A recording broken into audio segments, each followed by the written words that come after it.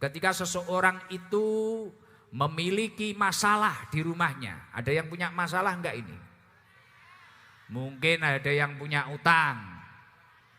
Gali lubang tutup lubang, sini nagih, sana nagih. Ada? Mungkin ada yang masalah ekonominya lagi menurun.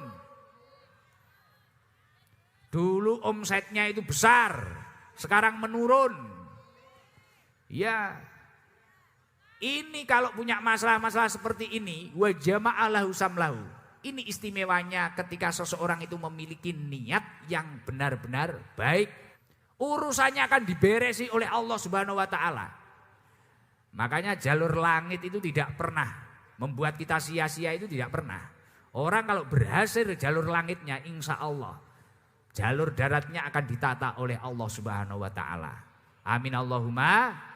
Semoga seluruh jamaah yang memiliki masalahnya segera tuntas.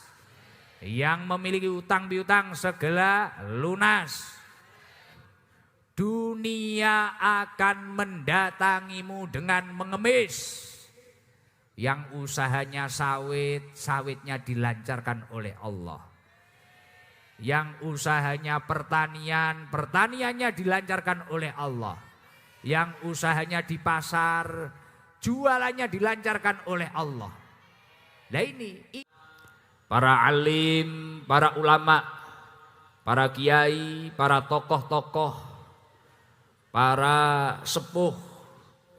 Semoga para tokoh Banjarbaru senantiasa diberi kesehatan lahir batin, umur yang barokah, dan semoga kita semua mendapatkan keberkahan dari ulama-ulama Banjarbaru. Amin Allahumma.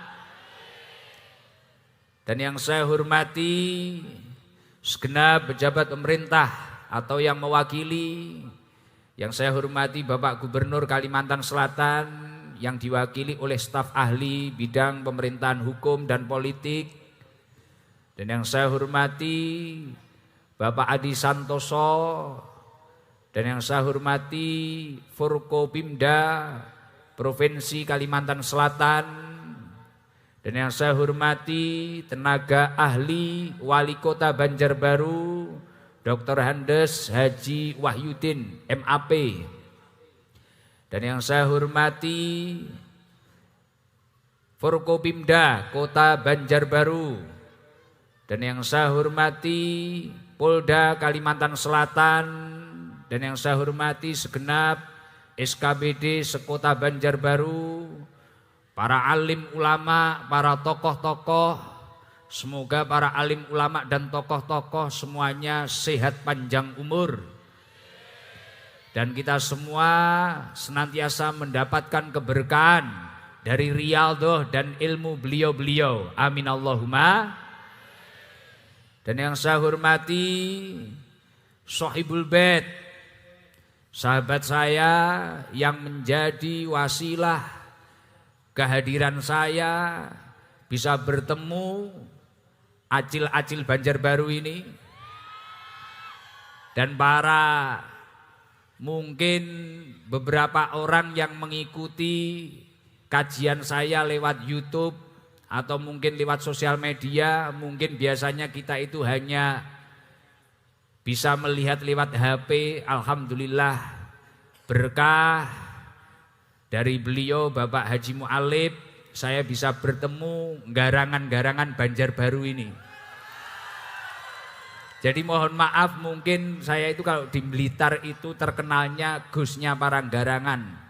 Karena ya seperti openingnya tadi. Jadi Sabilu Tobah itu berawal dari 7 orang garangan, yaitu tatoan atau apa. Makanya tadi saya ketemu teman-teman yang bertato itu, saya terenyuh tadi. Ingat masa lalu saya 7 tahun yang lalu ketika saya mendirikan Sabilu Tobah. Jamaah saya ya kayak gitu.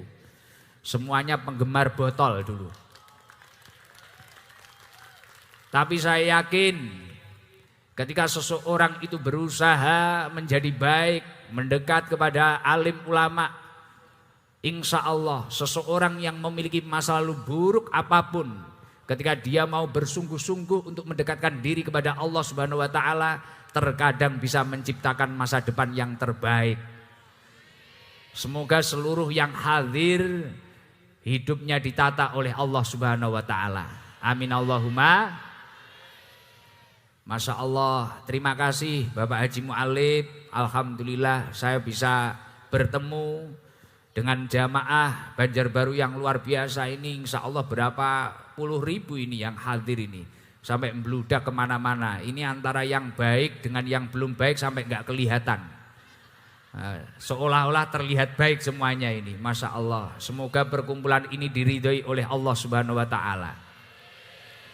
Dan yang saya hormati Bapak Kapolda Kalsel atau yang mewakili, diwakili oleh Bapak Dir Intelkam Polda, Kombes Pol Priyanto Priyo Utomo SIK MH.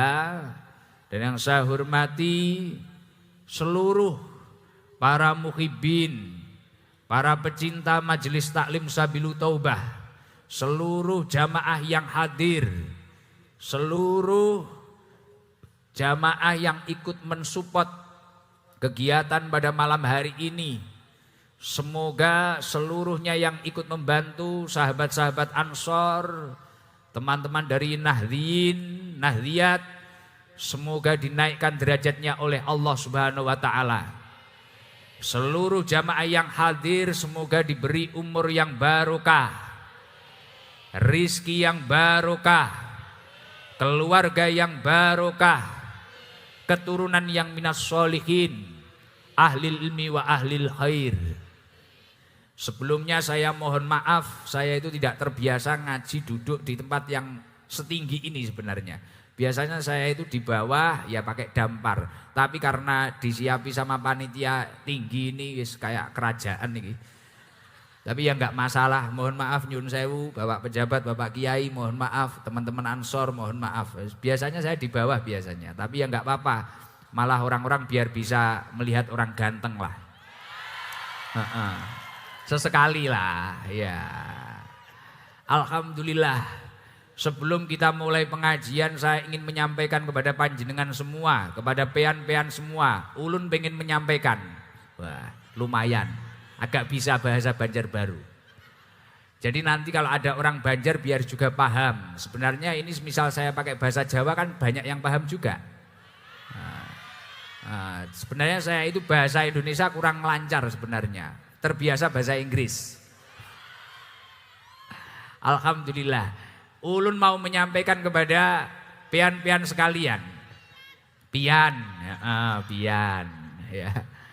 Ulun tak menyampaikan kepada pian ya, bahwasanya seluruh yang hadir ini kan orangnya ini kan macam-macam. Entah itu yang baik, belum baik, entah itu yang belum istiqomah, entah itu yang sudah istiqomah, entah itu yang sudah luar biasa, entah itu yang sudah memiliki keilmuan yang tinggi ataupun yang belum dan sebagainya.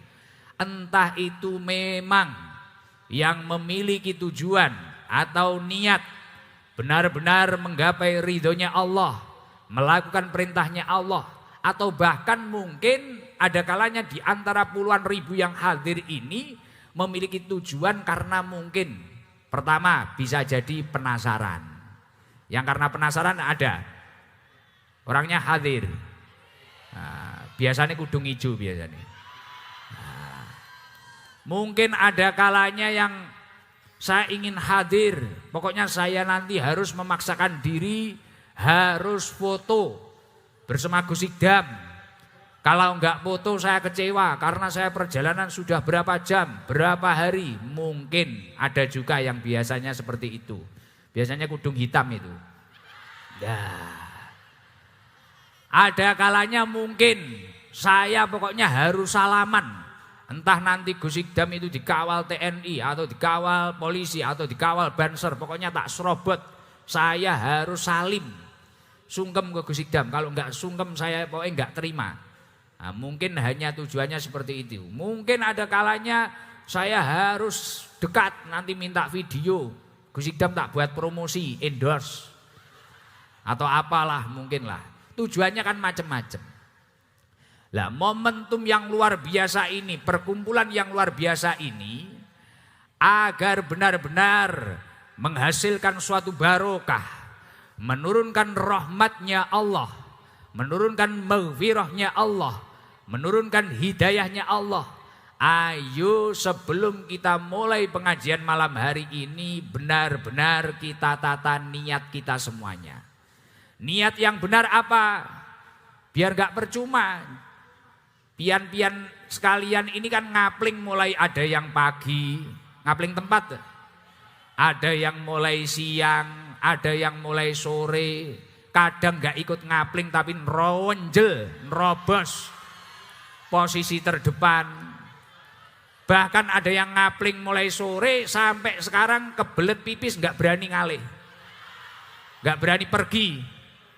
Karena takut ditempati temennya. Nah, ini semua nanti hasilnya biar tidak percuma. Tatalah niat pian-pian sekalian. Niatnya itu benar-benar ditata. Jangan sampai niatnya mungkin harus ketemu Gus Ikdam, harus foto Gus Ikdam, harus salaman sama Gus Ikdam, harus dapat video. Jangan sampai karena seperti itu. Entah nanti belakangnya dapat salim, dapat ketemu atau dapat foto, dapat apa, itu bonus. Tapi kalau bisa agar perjuangan panjenengan semua tidak sia-sia, tatalah niat panjenengan semua, niatkan niat akhirat. Pertama, untuk menggapai ridhonya Allah. Kedua, untuk melakukan perintahnya Allah, yakni tolabul ilmi. Ketika niatnya benar, insya Allah akan berbuah hikmah yang sangat luar biasa. Loh, ini benar ini. Jangan sampai jauh-jauh, mungkin ada yang dari Samarinda, mungkin ada yang dari Penajam, mungkin ada yang dari mana. Tapi niatnya nanti nggak benar. Jangan sampai nanti biasanya, wah saya tahu di YouTube itu Gus Ikdam biasanya manggil yang janda mana. Biasanya dikasih uang. Padahal suaminya di rumah hidup. Angkat tangan, janda. Waduh, udah suaminya di rumah rokokan sama ngopi. Wah, ini kan bahaya ini. Harus ditata niatnya. Paham? Apa istimewanya ketika seseorang itu duduk di majelis kebaikan, duduk di majelis ilmu, duduk di majelis sholawat, kemudian niatnya benar-benar baik. Sejalan dengan apa yang didhauhkan oleh Rasulullah Shallallahu Alaihi Wasallam, yang disampaikan oleh Rasulullah. Ini info langsung dari Rasulullah. Pusat A1 ini, pusatnya manusia itu kan Rasulullah. Kata Rasulullah apa? Mangkanat al-akhiratu hammahu. Barang siapa dalam hidup ini memiliki tujuan utamanya tujuan akhirat. Ja'alallahu ghinahu fi qalbih. Orang itu akan diberi kekayaan di dalam hatinya. Kekayaan di dalam hati itu apa? Hatinya tentram. Hatinya damai.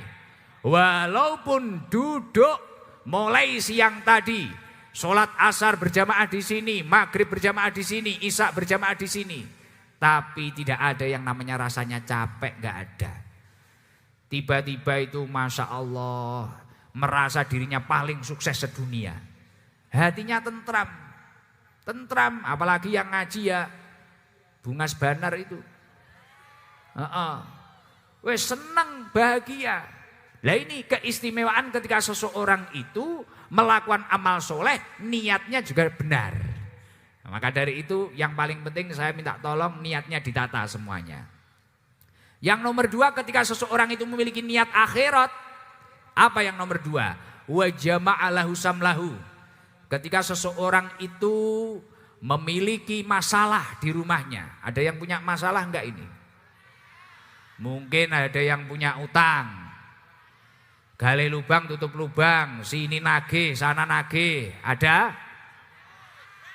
Mungkin ada yang punya masalah, terlanjur dekat dengan si dia, ternyata namanya di undangan dengan orang lain. Ada? Oke, siap. Mungkin ada yang masalah, ekonominya lagi menurun. Dulu omsetnya itu besar, sekarang menurun. Ya, Ini kalau punya masalah-masalah seperti ini, wa jama'alahu samlahu. Ini istimewanya ketika seseorang itu memiliki niat yang benar-benar baik atau niat akhirat. Urusannya akan diberesi oleh Allah Subhanahu wa taala. Makanya jalur langit itu tidak pernah membuat kita sia-sia, itu tidak pernah. Orang kalau berhasil jalur langitnya, insya Allah jalur daratnya akan ditata oleh Allah Subhanahu wa taala. Amin Allahumma. Semoga seluruh jamaah yang memiliki masalah-masalahnya segera tuntas. Yang memiliki utang piutang segera lunas. Syukur-syukur yang ngutangi lupa. Kok yo penak men. Nah, itu fadilah niat akhirat yang nomor 2. Ketika dia memiliki niat akhirat di majelis ilmu, majelis kebaikan, perkumpulan istimewa bersama orang-orang soleh. Wa atatuhud dunya wahya rohimatun. Dunia akan mendatangimu dengan mengemis. Yang usahanya sawit, sawitnya dilancarkan oleh Allah. Yang usahanya pertanian, pertaniannya dilancarkan oleh Allah. Yang usahanya di pasar, jualannya dilancarkan oleh Allah. Nah ini istimewanya kalau niatnya niat akhirat. Tapi sebaliknya ketika sudah duduk di sini memiliki niat duniawi. Siapa tahu nanti ada HP jatuh. Siapa tahu nanti ada sandal yang bagus yang terlupakan oleh pemiliknya. Diganti daimatu. Siapa tahu nanti ada janda yang enggak punya suami. Ya semua janda enggak punya suami. Pokoknya niatnya itu niat dunia. Siapa tahu saya dipanggil Gus Ikdam, dapat rezeki, mungkin 1 juta, 2 juta dan sebagainya.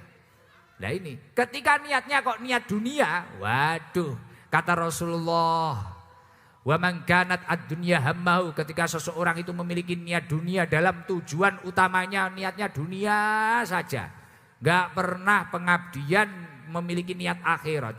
Ja'alallahu faqrahu baina ainaihi, maka di depan matanya oleh Allah diciptakan yang ada hanyalah kefakiran saja. Walaupun punya mobil tapi tetap merasa kurang.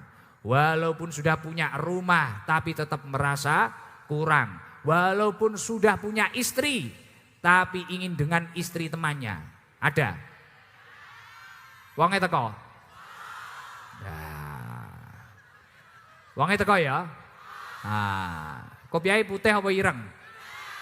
Ireng ya sing ngomong malian. Ngawur iki arek-arek iki. Ya apa iki? Nah itu, kalau orang memiliki tujuan dunia seperti itu. Wow, saya nanti kalau enggak dipanggil Gus Ikdam, saya marah. Saya nanti enggak terima, saya dari jauh. Padahal saya itu kata hati, manggil orang kata hati. Atau apalah. Mungkin niatnya nanti buruk atau apalah. Mungkin ngoper motor atau apalah. Dan sebagainya. Jangan sampai. Yang ada di depan matamu itu adalah kekurangan terus. Wa farraqa alaihi samlahu, dan ketika punya masalah, bukan masalahnya diberesi oleh Allah, tapi masalahnya tambah morat-marit, tambah enggak karu-karuan. Tidak hanya kemudian usahanya tidak lancar, tapi malah timbul masalah yang lain. Na'udzubillah min. Kesebalikannya, tapi kalau orang itu dalam tujuannya, saya ini memperjuangkan hadir di pengajian Gus Ikdam, mencari ridhonya Allah, melakukan perintahnya Allah. Toko saya tutup lebih awal, warung saya tutup lebih awal, usaha-usaha saya sejenak saya tinggalkan, urusan duniawi saya sejenak saya tinggalkan. Saya ingin membaca sholawat, saya ingin membaca maulid, saya ingin tolabul ilmi, saya ingin menanamkan rasa cinta terhadap Rasulullah. Kok niatnya niat akhirat? Ya itu tadi, wa jama'alahu samlahu, urusannya akan diberesi oleh Allah. Artinya apa? Mendapatkan dekengan pusat. Sudah tuntas. Tapi kalau dia itu memiliki tujuan duniawi, sudah duduk di sini, hatinya belum tertata. Duduk di belakang enggak terima. Hanya melihat videotron kurang puas. harus ketemu, harus nyium gusikdam. Waduh kan repot nanti ya kan. Nah, orang yang seperti ini nanti bahaya. Walam ya'tihi minad dunya illa ma qudira lahu. Dunia tidak akan mendatanginya dengan mengemis, malah akan menjauh. Dunia akan menjauh, akan semakin sulit kecuali sesuatu hal yang memang sudah ditetapkan menjadi takdir orang tersebut. Maka dari itu sebelum kita mulai pengajian ini nanti ada zikir bareng-bareng, nanti ada membaca sholawat bareng-bareng, nanti ada istighfar bareng-bareng, nanti ada mahal qiyam, nanti ada doa bersama. Nah ini sebelum kita lanjutkan, mari kita semua entah itu yang duduknya di belakang hanya lihat layar, entah itu hanya mendengarkan suara saya, entah itu bahkan yang lihat live atau apa, tatalah. Perjuangan kita mulai jam berapa ini? Jam 10. Mulai jam 10 ke atas atau jam 9 ke atas ini sampai nanti acaranya tuntas, nanti sampai jam berapa nanti? Wah, kok sampai subuh? Mau ikut bongkar son apa piye? Bisa sampai subuh ya apa iki? Lah, ketika jenengan memperjuangkan mungkin 2 jam ke depan atau 3 jam ke depan ini kok niatnya niat akhirat, Masya Allah, insya Allah pulang akan membawa barokah, pulang akan membawa hikmah. Insya Allah semua yang menjadi hajat-hajat panjenengan semua akan diijabah oleh Allah Subhanahu wa taala. Amin Allahumma amin. Alhamdulillah. Kita semua malam hari ini itu adalah orang-orang yang beruntung. Saya beruntung bisa berkumpul dengan panjenengan-panjenengan semua. Pejabat-pejabat beruntung. Siapapun beruntung. Jamaah beruntung, anak pang beruntung. Karena apa? Sejalan dengan apa yang didawuhkan oleh Rasulullah, sejalan dengan apa yang didawuhkan oleh Allah Subhanahu wa taala. Allah Subhanahu wa taala itu mengatakan bahwasanya famay yurid ayyahdiyahu yasrah sadrahu lil Islam. Orang itu kalau oleh Allah Subhanahu wa taala dikehendaki mendapatkan petunjuk. Ketika manusia itu oleh Allah dikehendaki mendapatkan petunjuk, maka dia itu akan diberi kelapangan dada untuk mempelajari, memahami, untuk memeluk agama Islam. Lah malam hari ini para pejabat ini juga orang repot-repot, punya kesibukan masing-masing. Panjenengan-panjenengan semua punya kesibukan masing-masing. Bahkan ini saya lihat juga ada yang kecil besok sekolah. Ada yang besok pagi harus jualan di pasar. Ada yang tadi menutup tokonya lebih awal daripada biasanya.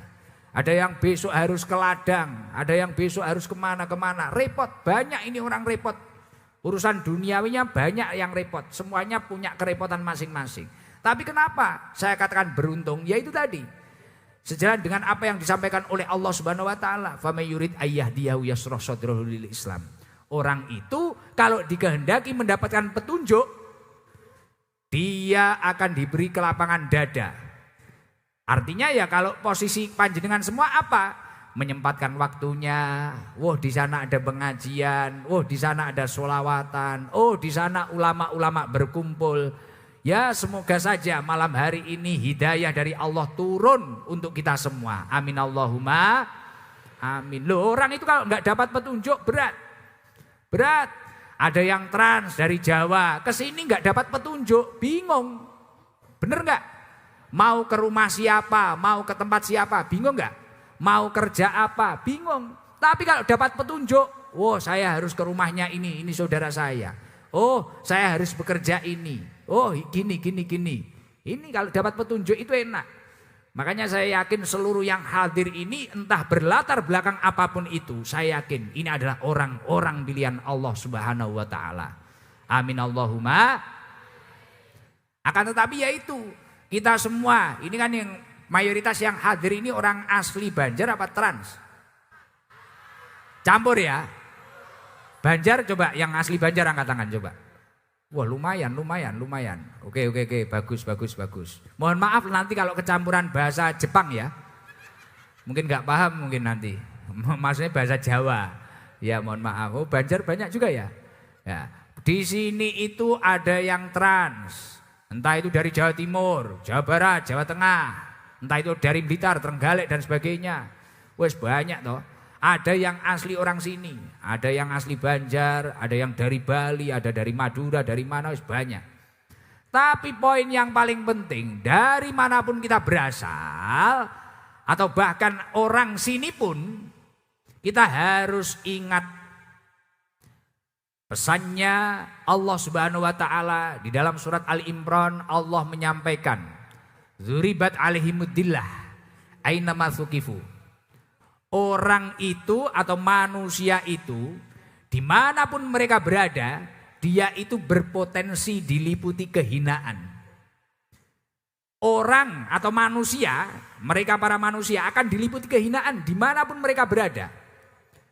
Saya itu orang Blitar, mau ke Banjarbaru atau mau hidup di mana, potensi diliputi kehinaan. Orang yang trans ke sini atau trannya entah itu ke Kalsel atau Kaltim atau Kalbar atau ke Kalteng atau bahkan ke Sulawesi kemanapun. Dimanapun dia berada berpotensi diliputi kehinaan. Ayatnya lanjut, illa bihabli minallah, illa bihabli minan nas, illa bihabli minallah wa habli minan nas. Kecuali orang yang menjaga hubungannya kepada Allah Subhanahu wa taala, yang menjaga tanggung jawabnya kepada Allah Subhanahu wa taala. Wa habli minan nas, dan kecuali orang-orang yang menjaga hubungannya sesama manusia. Artinya apa? Mau kamu itu dari Blitar, mau kamu itu dari Trenggalek, mau kamu itu dari Madiun, Tulungagung dan manapun itu. Kemudian sudah hidup di sini atau hidup di Penajam, hidup di Samarinda, hidup di Kalteng atau hidup di Kalsel. Kalau tidak ingin diliputi kehinaan, ingin diliputi kehinaan apa enggak? Hidup di sini ingin diliputi kehinaan apa enggak? Kalau tidak ingin diliputi kehinaan, kata Allah, jagalah hubunganmu kepada Allah. Jagalah hubunganmu sesama manusia. Urusan vertikal dan horizontalnya itu harus baik. Artinya apa? Kaya saja tidak cukup, bekerja saja tidak cukup, beragama saja, hidup di masjid terus, tapi tidak pernah menjaga hubungannya sama manusia. Bahaya. Bahaya, malah nanti khawatirnya mudah mengkafir-kafirkan orang, mudah meremehkan orang, khawatirnya mudah merasa ahli ibadah dan sebagainya. Bahaya. Makanya kalau tidak ingin diliputi kehinaan, kuncinya apa? Jaga hubunganmu kepada Allah. Lah malam hari ini kita semua ini ngeces. Seluruh jamaah yang hadir sejenak meninggalkan urusan duniawinya. Ini menjaga hubungan kita kepada Allah. Kita zikir bersama, sholawatan bersama, ngaji bersama. Bener gak? Anak pang sejenak libur ngepangnya. Ngaji dulu, menjaga hubunganmu kepada Allah agar kamu tidak diliputi kehinaan. Kemudian berkah kita berkumpul, ini gak tahu ternyata ada yang gajinya lebih besar, ada yang derajatnya lebih tinggi, ternyata ada yang bunyai, ada yang kiai, ada yang jenderal, ada yang tidak. Ini kita nggak tahu toh. Tapi karena duduk bersama kita menjalin ukhuwah, hablum minan nas, tanggung jawab sama manusianya kita baik. Lah ini, insya Allah berkah kegiatan malam hari ini saya yakin seluruh jamaah yang hadir tidak akan diliputi kehinaan oleh Allah Subhanahu wa taala. Amin Allahumma amin. Dan alhamdulillah kita hidupnya itu jenengan transnya itu di sini, di Banjar.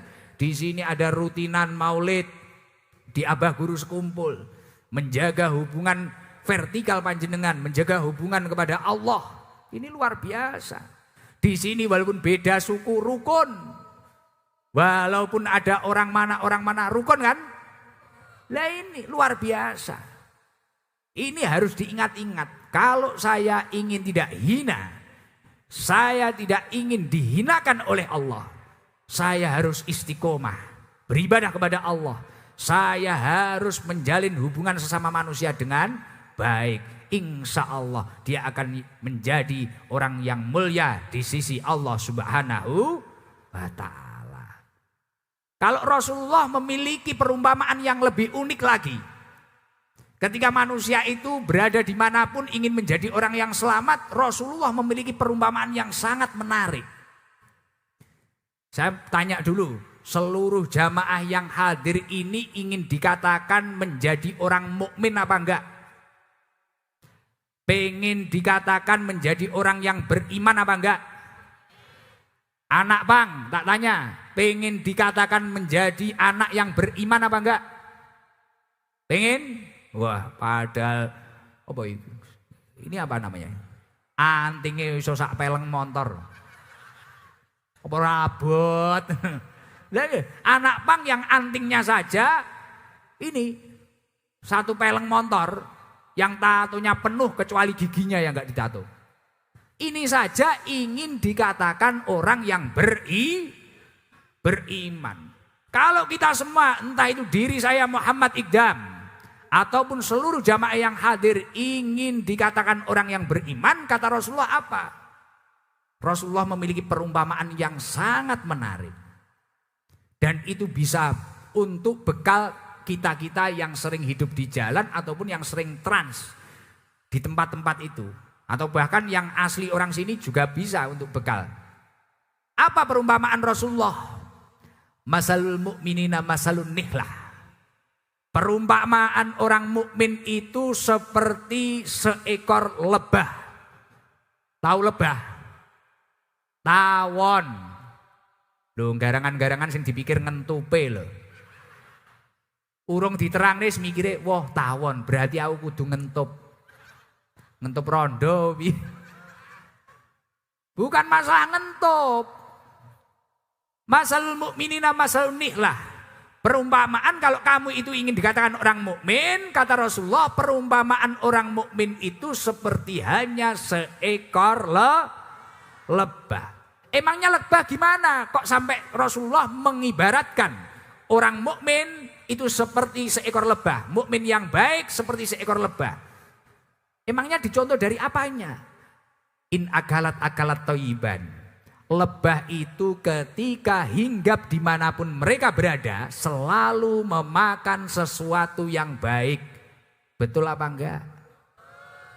Apa pernah lihat lebah itu hinggap di kotoran sapi, kotoran ayam, kotoran kambing? Enggak pernah kan?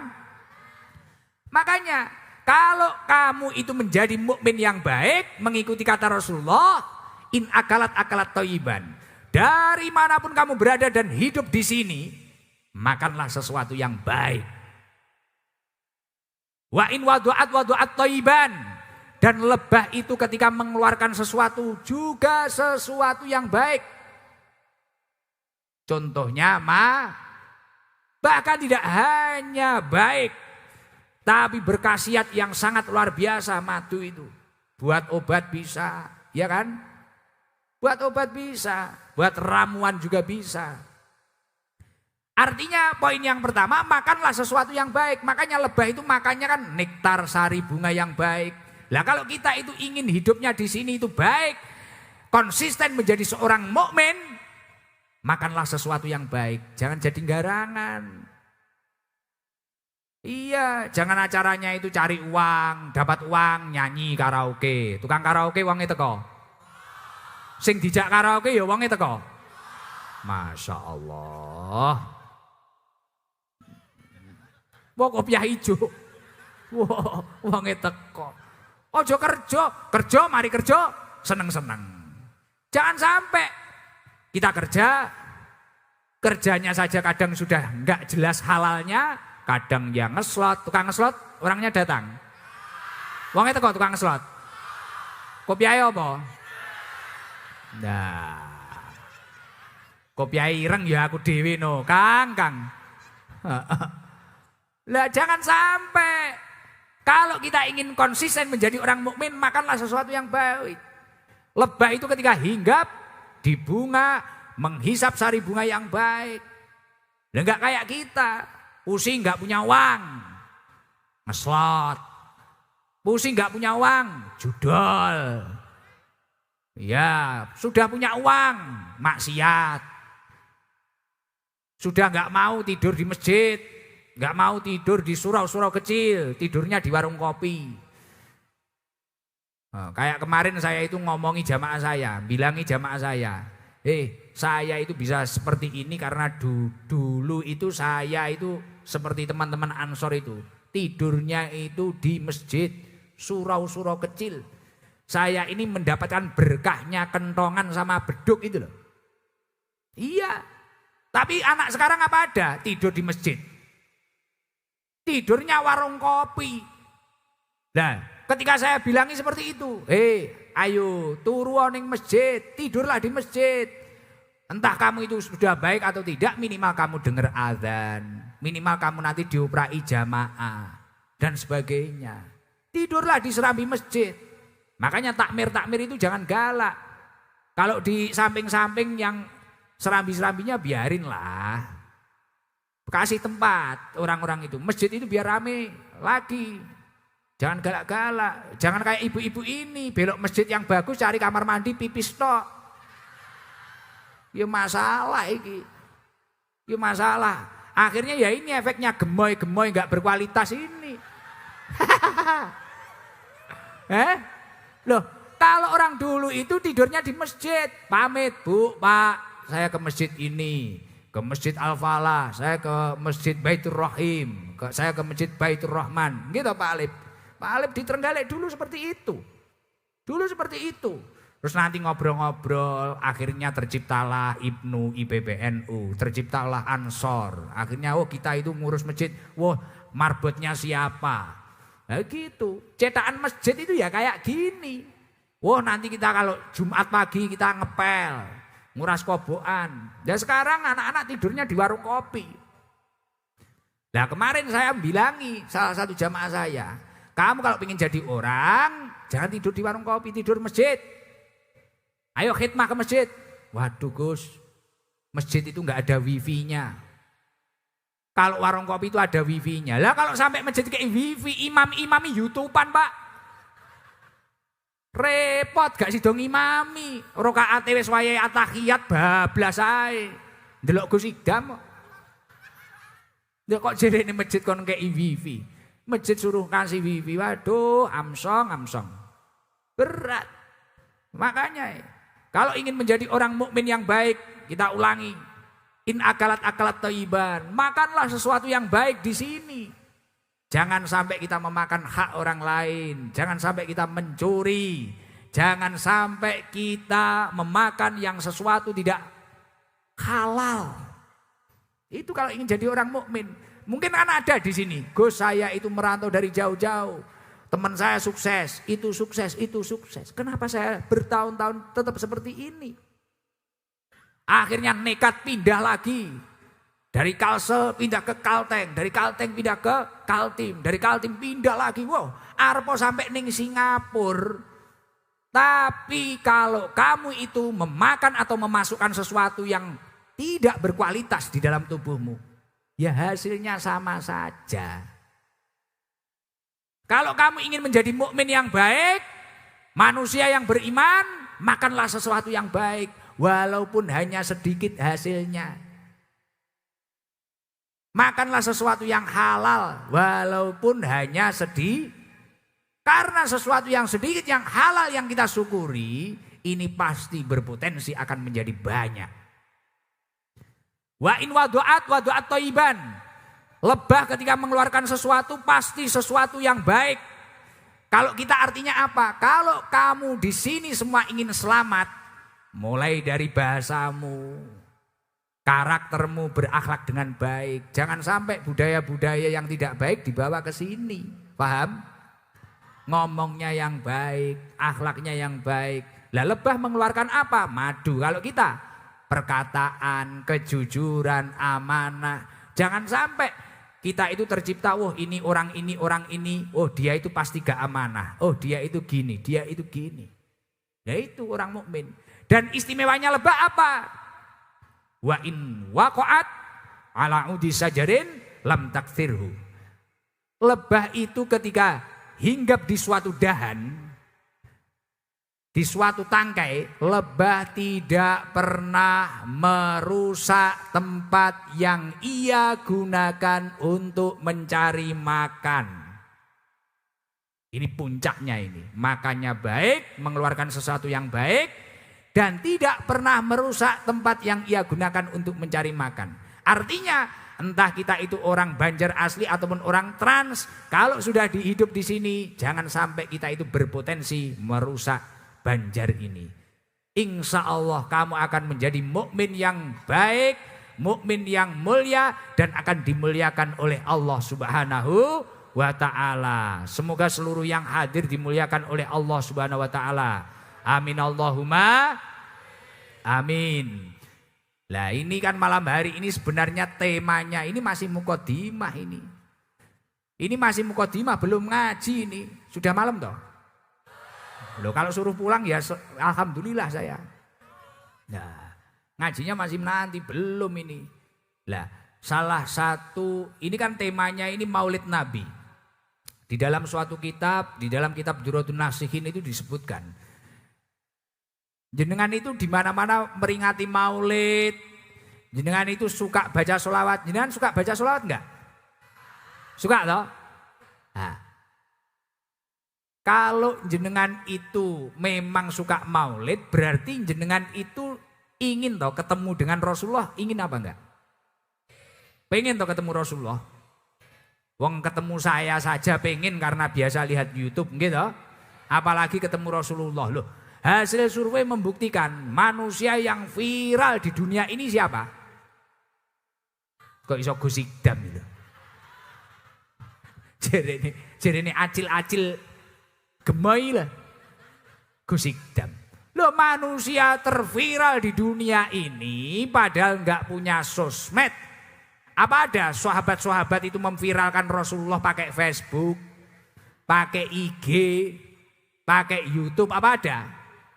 Tapi ketika maulid, bulan maulid, berapa negara, berapa juta orang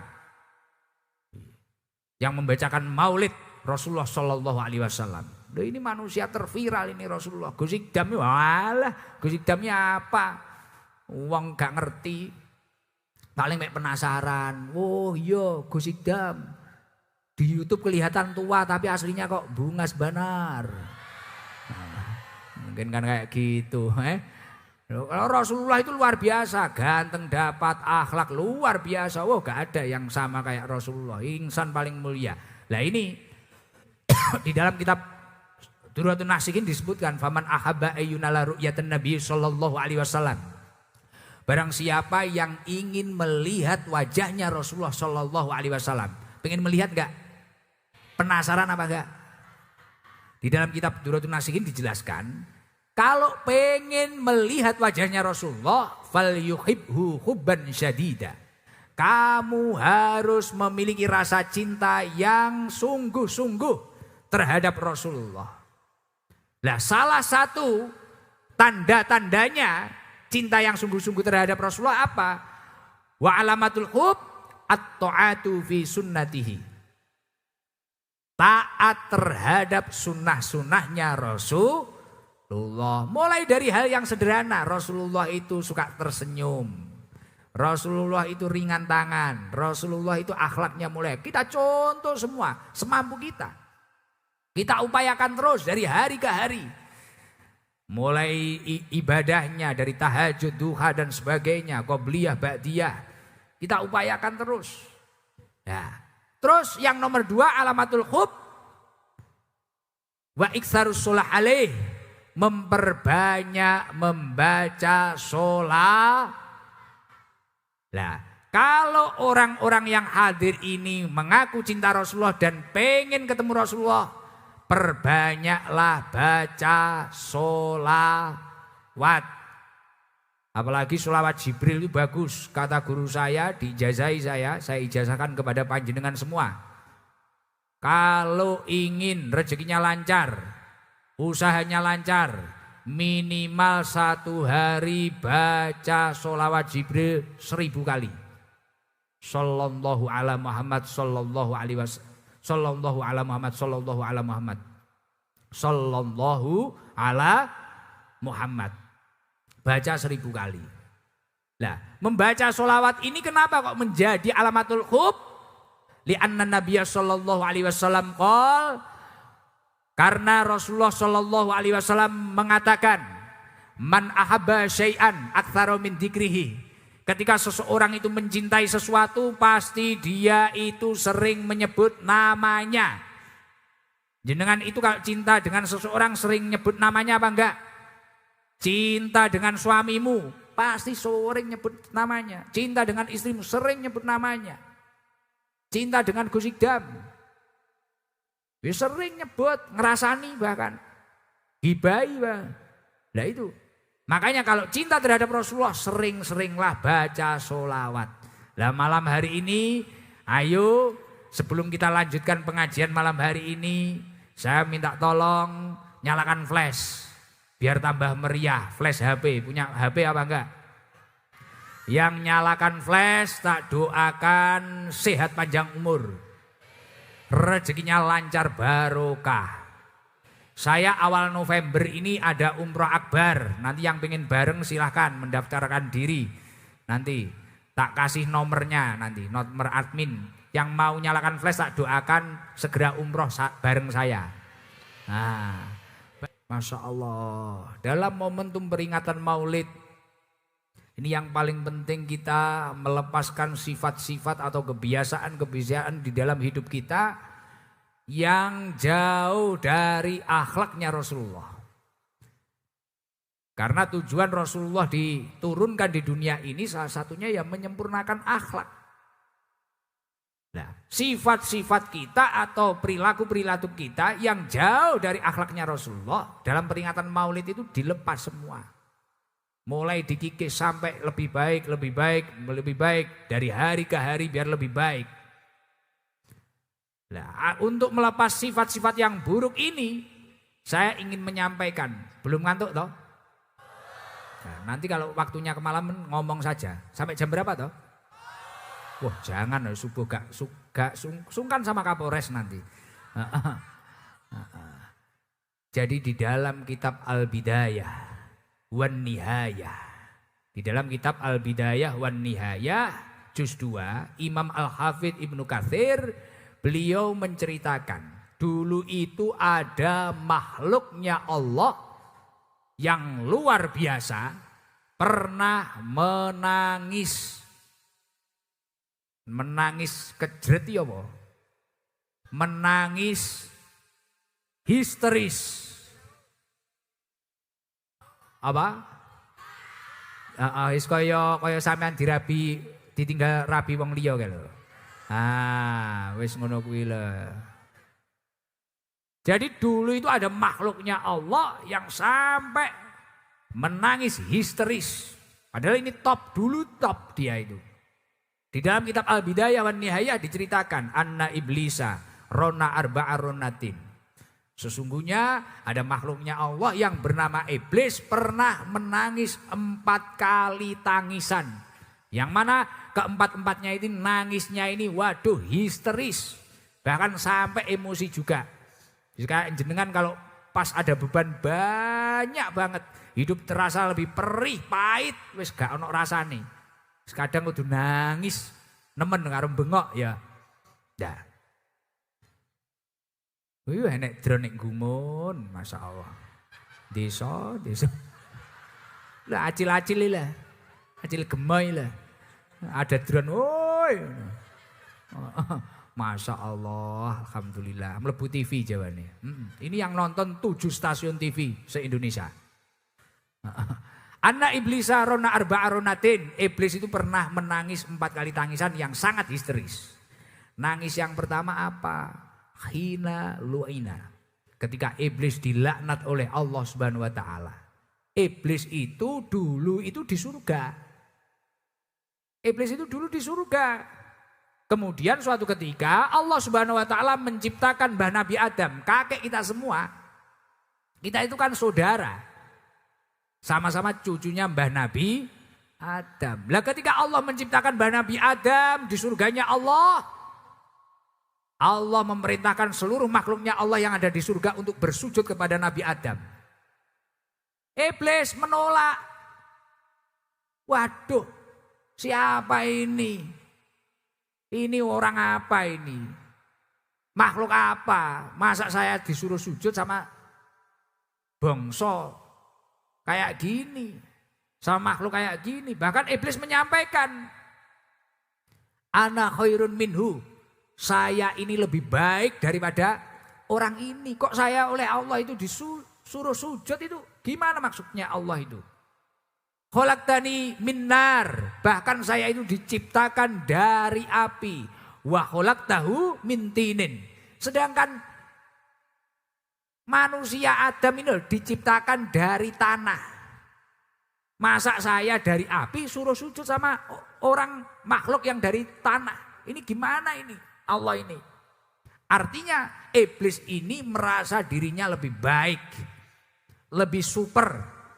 Nah makanya kalau peringatan Maulid ini yang paling tepat, sifat-sifat yang merasa dirinya ana khairun minhu itu tadi hilangkan. Saya lebih baik dari antum, saya lebih baik dari antum. Ini hilangkan ini, jangan sampai. Nah ini iblis marah, saya ini dari api, lah ini dari tanah. Makanya kadang manusia itu ya macam-macam. Kadang ada manusia itu yang enak, ya mungkin dari tanah liat beneran. Kadang ada manusia itu yang sulit, dibilangi sulit, mungkin tanah sengketa mungkin ya. Ada manusia kadang yang ya itu parah, dibilangi nggak bisa, maksiat terus dibilangi nggak bisa. Ada pengajian ini kumpul-kumpul ini apa ya? Nah, biasanya itu dari tanah kuburan ya. Nah, mungkin lah gitu. Makanya poin yang pertama agar kita itu tidak dilaknat oleh Allah, selama dari laknatnya Allah, jangan merasa lebih baik daripada orang lain. Peringatan Maulid yang paling penting sifat-sifat lebih baik, lebih super ini lepaskan. Yang nomor 2, nangisnya iblis karena histeris itu tadi apa? Ketika iblis wahina uhbito, ketika iblis ini dipecat, dikeluarkan dari surganya Allah Subhanahu, iblis nangis, histeris, marah. Saya ini loh, iblis itu dulu imamnya malaikat loh. Julukannya kan Azazil iblis itu. Ibadahnya nggak kayak jenengan, 120.000 tahun. Iblis ibadah itu. Akhirnya iblis nggak terima. Saya ini ibadah 120.000 tahun. Saya kok dipecat dari surga. Saya ini imamnya para malaikat-malaikat itu. Saya kok dikeluarkan dari surga ini. Langsung iblis marah-marah iblis. Marah-marah. Gak terima. Nah makanya kita itu biar menjadi ahli surganya Allah. Merasa paling suci. Merasa paling agamis. Merasa paling ahli ibadah. Lepaskanlah. Iblis itu 120 tahun. Ribu tahun itu. Lah kita loh kadang malamnya ngaji gini loh. Paginya sudah maksiat itu loh kadang sama orang itu ngeremehkan loh. Iya enggak? Padahal jenengan kelihatan suci itu kan kalau waktu ngaji gini. Besok kalau sudah senam di rumah itu waduh bajunya wis ngapret semua itu. Iya kan? Mecotot kabeh. Kadang malah nyapu di depan rumah itu wah bajunya Masya Allah. Kalau enggak gitu malam minggu naik motor, wah. Boyoke sangkal putung. Kadang Mbah Lurah liwat mah ditawani, Mbah Lurah. Mari Pinara, mampir dulu, kopi apa susu. Lurah ya aneh pisan, ya susu no. Lah, Amsong. Selesai.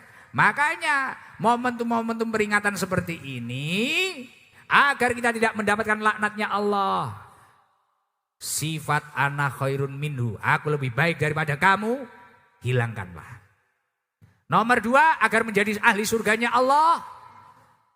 Sifat merasa paling suci, merasa paling sujud lebih lama, merasa paling ahli ibadah, lepaskanlah. Lihatlah manusia dengan bi'ainir rahmah, pandangan rahmat. Kalau kamu sudah mampu istiqomah, jangan meremehkan orang lain. Siapa tahu berapa tahun yang akan datang ternyata yang tato-tatonan itu lebih mulia, lebih dekat di sisi Allah.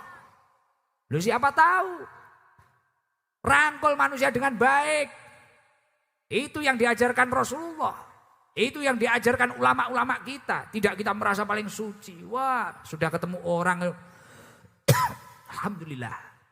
Antum haram. Jangan seperti itu. Kita harus rangkul dengan baik, ajari, taklim wa ta'alum, kita harus belajar, mengajar dengan baik. Lah itu. Lah akhirnya karena iblis sudah nangis 2 kali sampai dipecat di surga ini tadi, dokne diturunkan di dunia. Iblis akhirnya memiliki rencana buruk. Rencananya iblis apa? Gimana hamba-hambanya Allah tidak menyembah kepada Allah.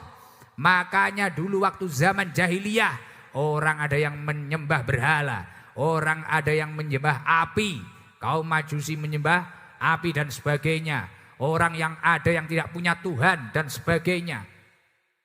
Ini targetnya iblis karena dendam. Saya ini lebih baik daripada manusia yang dari tanah, saya kok dilaknat, saya ini ibadah paling lama, saya pimpinannya malaikat dulu, kok saya dikeluarkan dari surga, akhirnya dendam. Gimana manusia itu tidak menjadi ahli surga. Akhirnya iblis langsung memiliki rencana gerilya di mana-mana. Ada yang di Banjarbaru, ada yang Jawa Timur, ada yang di mana, ada yang di Kalsel, ada yang Kalteng. Gimana manusia itu diracuni, kamu harus minum, kamu harus maksiat, kamu harus zina, kamu harus ninggalin sholat, kamu harus apa. Nah ini targetnya iblis. Kayaknya iblis ya denger ini malam hari ini. Nah iya, ini targetnya iblis agar dia itu punya teman. Punya teman yang menemaninya dilaknat dan menemaninya tidak masuk surga ini tadi. Makanya nangisnya iblis yang ketiga apa? Wahina ulida sallallahu alaihi wasallam. Ketika Allah Subhanahu wa taala menurunkan Nabi Muhammad sallallahu alaihi. Ketika Allah menurunkan Nabi Muhammad sallallahu alaihi wasallam yang membawa dari zaman minad dzulumati ilan nur, zaman yang gelap gulita sampai zaman yang terang benderang. Orang mengerti agama, orang mengerti ibadah, orang hobi maulid dan sebagainya. Waduh, iblis ini pusing. Saya sudah mencapai target, banyak orang menyembah api, menyembah apa, lah kok ini malah diturunkan Nabi Muhammad. Akhirnya iblis kecewa, nangis lagi iblis. Karena yang mengarahkan kita semua ya Nabi Muhammad. Yang mencontohkan kita semua agar selamat, agar menyembah Allah Subhanahu wa taala ya Nabi Muhammad. Lah akhirnya iblis nangis. Waduh lah kayak gini. Makanya kalau ada orang tiba-tiba kok enggak suka maulid, enggak suka peringatan maulid, lah ini bahaya. Jangan-jangan masih sanak saudaranya iblis. Khawatir saya gitu loh. Lah makanya beruntung panjenengan semua itu mau membaca maulid ribuan orang di depan balai kota Banjarbaru ini, Masya Allah. Berkumpul ribuan orang ini seperti ini, Masya Allah. Lah, yang nomor 4 nangisnya iblis itu karena apa? Wahina unzilatil Fatihah. Karena Allah Subhanahu wa taala menurunkan surat Al-Fatihah. Yang mana surat ini sangat luar biasa. Makanya dalam suatu forum selalu diawali Fatihah. Bahkan sholat itu kalau nggak baca Fatihah tidak sah. Nah ini loh. Makanya sering-sering baca Fatihah. Kita sebelum baca maulid Simtuduror, baca maulid tiba, tawasul, baca Fatihah. Nah ini luar biasa. Makanya jenengan-jenengan ini kalau ingin hidupnya lebih ditata oleh Allah. Selain suka maulid, suka baca Al-Quran. Jangan hanya kok sholat surate kulhu anas nanti yasinan ya seminggu pisan. Yang lain gak pernah dibaca. Lah ini jangan sampai. Nah itu. Mari kita preteli sifat-sifat kesombongan. Merasa diri kita lebih baik. Itu kita preteli. Maka beruntung ini Pak Haji Mu'alib dan sahabat-sahabat Ansor, teman-teman Nahdlin bisa memperingati maulid sebesar ini. Dan ini perintahnya Allah. Di dalam surat Yunus Allah menyampaikan, Qul bifadlillahi wa birahmatihi fabidzalika falyafrahu. Nyatakanlah dengan anugerah Allah, dengan rahmatnya Allah, yakni turunnya Nabi Muhammad SAW, fabidzalika falyafrahu. Bahagialah, seneng. Bahagialah, kita harus bahagia. Lah ketika manusia itu bahagia, bahkan mau bersodakoh, ini kan biayanya juga tidak sedikit ini, malam hari ini. Biayanya banyak. Lah kata sahabat Abu Bakar, orang itu kalau mau meringati maulid kemudian mau mengeluarkan uang, man anfaqa dirhaman ala qiraati maulidin Nabi sallallahu alaihi wasallam kana rafiqi fil jannah. Orang kalau mengeluarkan 1 dirham saja untuk memperingati maulid, dia itu akan menjadi temannya sahabat Abu Bakar di surganya Allah Subhanahu wa taala. Ini bagi yang mengeluarkan harta-hartanya untuk peringatan maulid. Jadi jangan eman kalau peringatan maulid. Loh Gus, kalau saya ini enggak ikut urunan, enggak ikut iuran, tapi saya hadir, tapi hati saya mengagungkan Rasulullah. Kata Imam Junaidi Al-Baghdadi, man hadara maulidan Nabi sallallahu alaihi wasallam wa aduma qadrahu faqad faza bil iman. Barang siapa hadir peringatan maulid dan di situ mengagungkan Nabi Muhammad sallallahu alaihi wasallam, orang itu akan diberi kebahagiaan oleh Allah dengan penuh keimanan. Hatinya akan bahagia, hidupnya akan bahagia. Semoga seluruh yang hadir hidupnya dibahagiakan oleh Allah. Amin Allahumma amin. Saya lanjutkan sedikit saja karena saya jarang di Banjarbaru. Eman itu apa?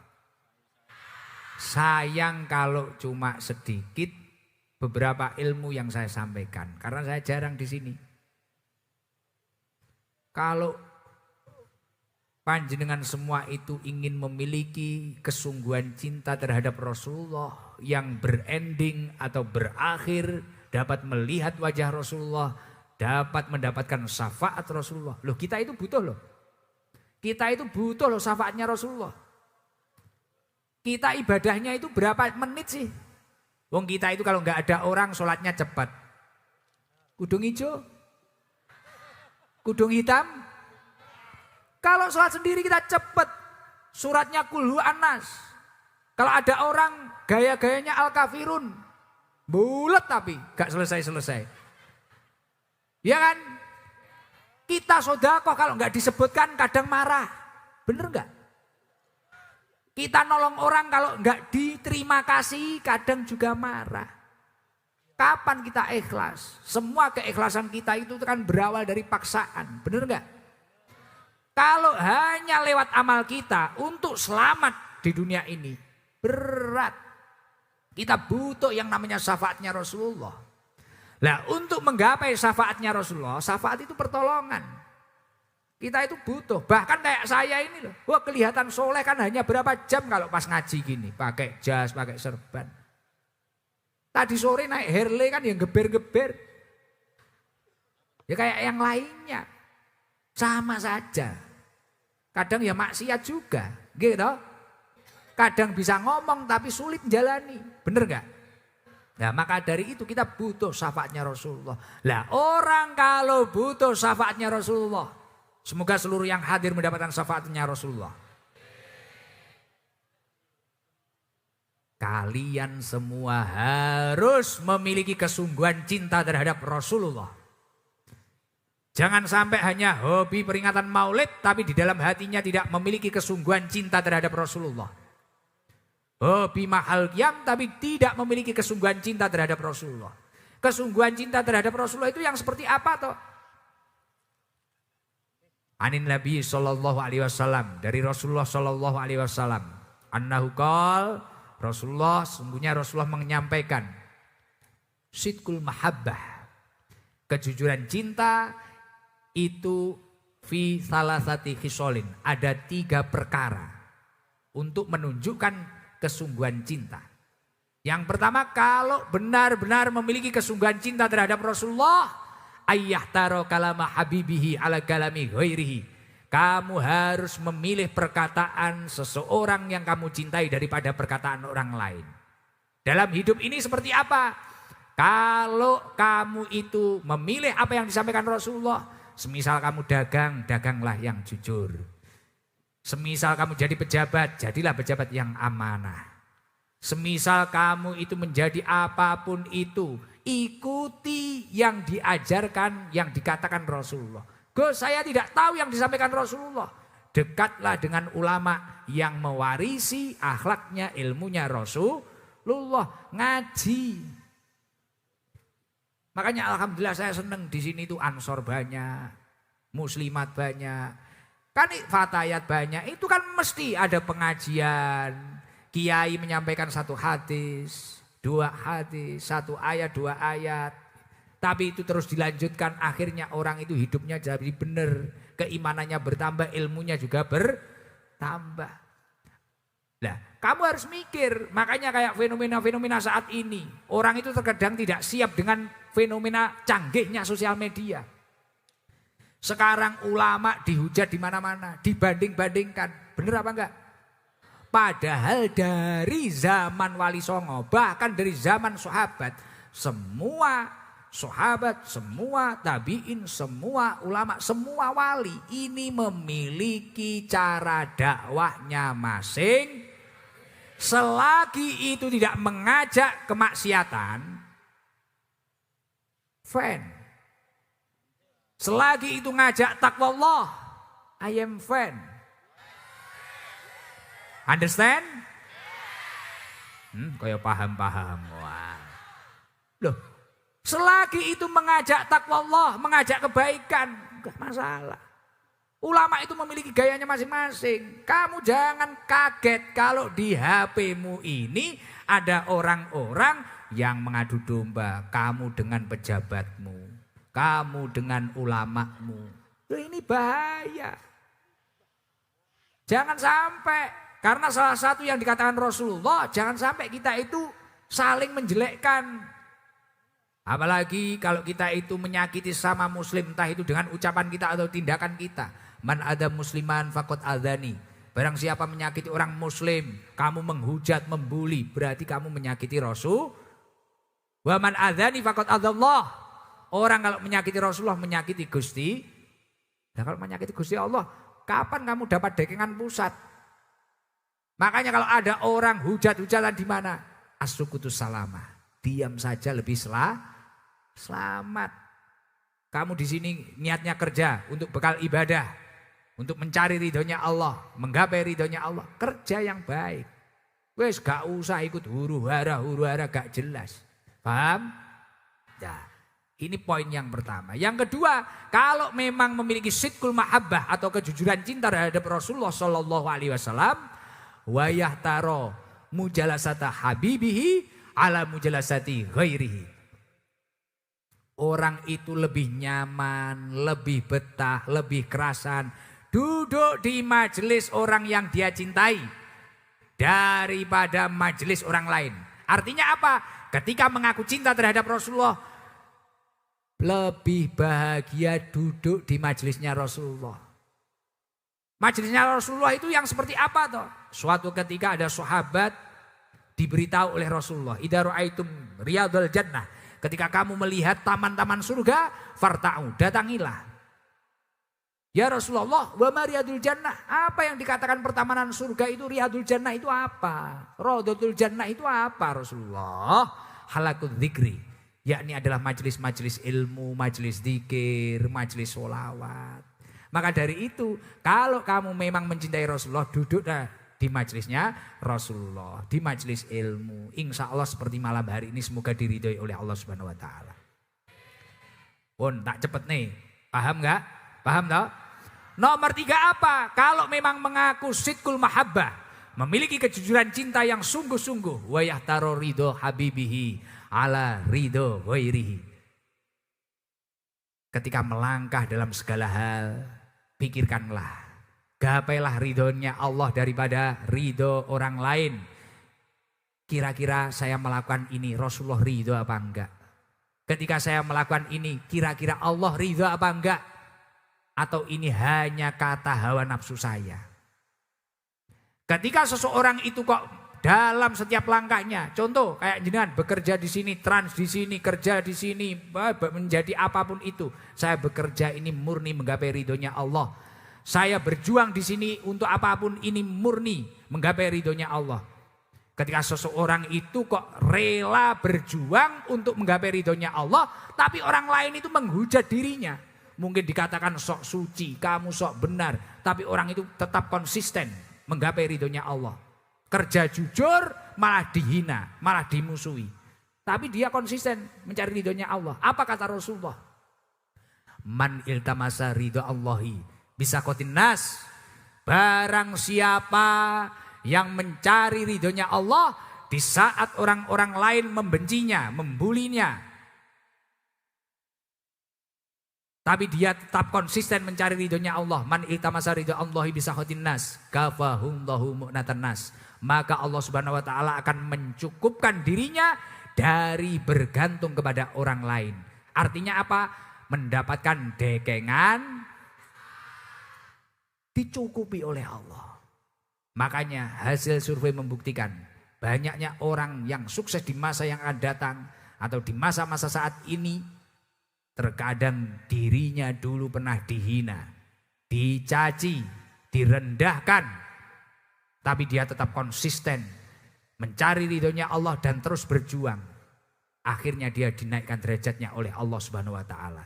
Bahkan keberhasilannya dapat menggentarkan jantung orang-orang yang pernah merendahkannya. Semoga panjenengan semua mendapatkan ridhonya Allah Subhanahu wa taala.